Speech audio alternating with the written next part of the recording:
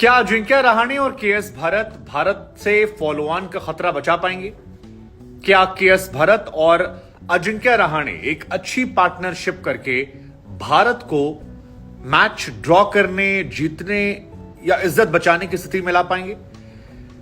151 run पर 5 wicket गिर गए भारत के और अभी भी भारत को बराबरी के लिए 300 से ऊपर रन चाहिए, लेकिन वो तो दूर की कहानी लगती है।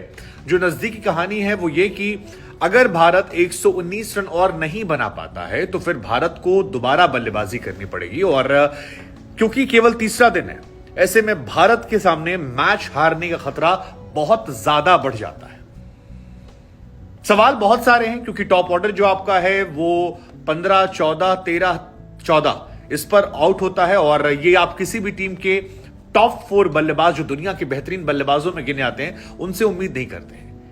वैसे दिल पे हाथ रखे कहें तो केएस भरत से भी या अजिंक्य रहाणे से आप उतनी बड़ी पार्टनरशिप की क्या उम्मीद करते हैं जैसी आपने ट्रेविस हेड और स्टीव स्मिथ की देखी?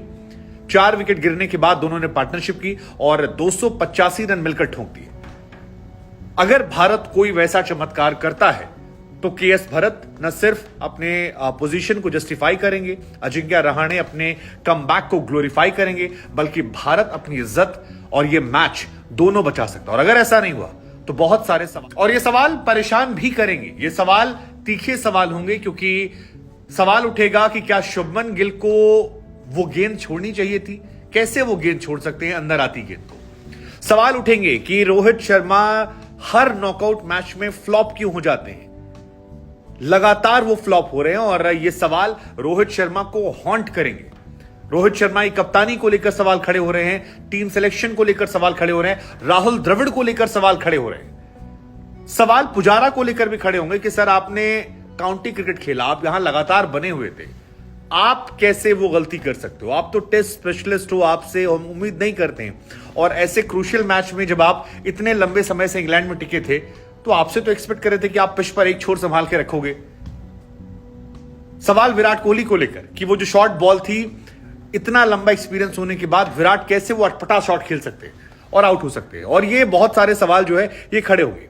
जडेजा की बल्लेबाजी को लेकर सवाल नहीं होगा, लेकिन नेथन लाइन की वो जो गेंद घूमी थी उसको लेकर राहुल द्रविड़ और रोहित शर्मा से सवाल होगा।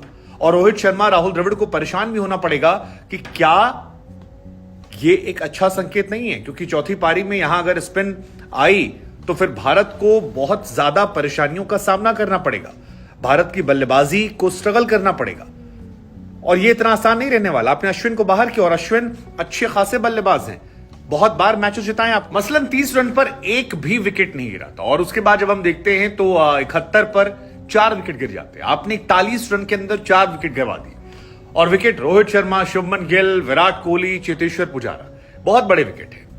तो भारत के सामने इस वक्त हार का खतरा, फॉलो ऑन का खतरा दोनों बरकरार है।